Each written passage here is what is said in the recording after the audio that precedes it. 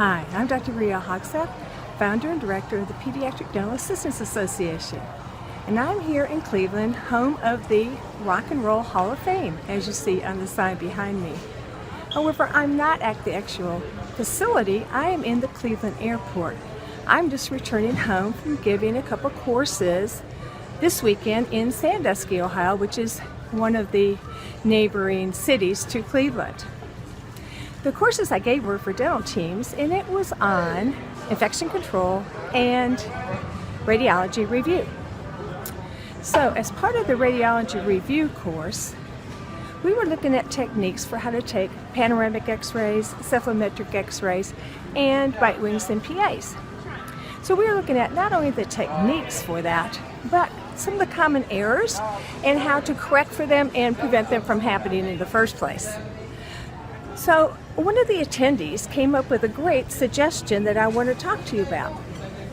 Don't you hate it when you're getting ready to ask permission from a parent of being able to take radiographs on their child and they say, well, good luck, because Johnny's a real Geiger and he's never been able to take x-rays before. Right, Johnny? Doesn't that just drive you absolutely crazy? Or even better is when the mom says, well, they always throw up every time somebody tries to get an x-ray and they've never been able to get one before, so good luck to you. Makes you wonder what is in these parents' minds, right, when they do that? But anyway, Krisha, one of the attendees at the course, had a great technique. Now we all know that distraction is the best way to keep that from happening, right? So we might have them hold their arm out to the side, we might have them lift a leg, we might do straightening out the leg, pointing the foot, anything to keep their mind occupied and thinking about something else, right? So her tip is, as she's moving the tube head and getting the sensor ready and everything else that you have to do ready, she tells the child that she is going to ask them a question and then she wants them to give her the answer when she's finished taking the radiographs. So she gets it all ready, gets everything ready, and the tube head just getting ready to come up to the side of the face, and she says, okay, Johnny, here's the question.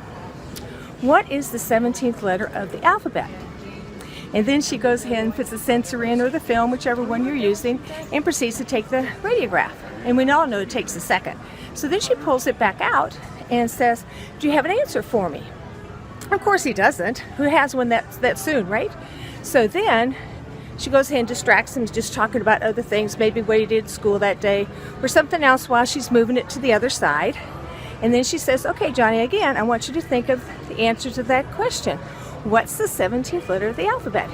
And again, she takes the x-ray real quick, and again, he has no answer.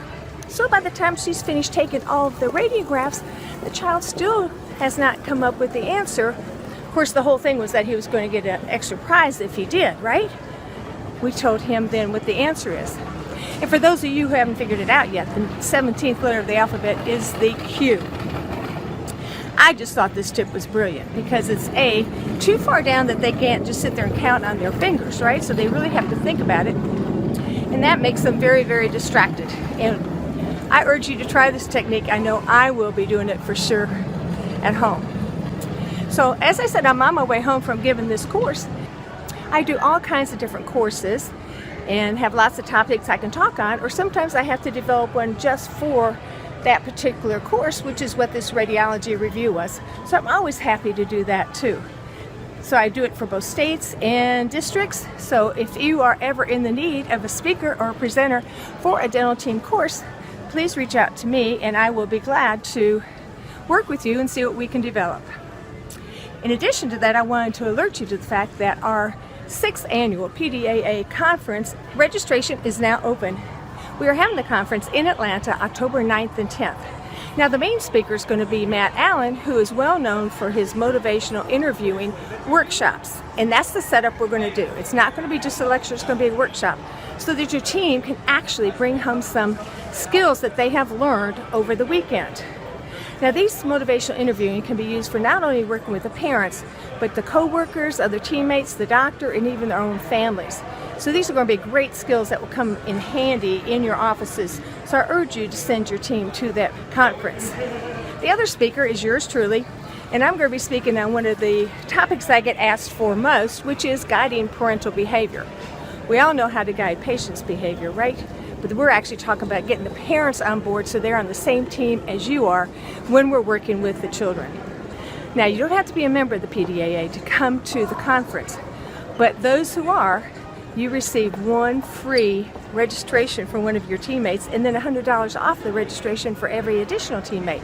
So it makes sense to become a member and then save on all these conferences. So just go to the pdaa.org to enroll and or register for the upcoming conference October 9th and 10th in Atlanta. I look forward to seeing you there. This is Dr. Rhea Haugseth.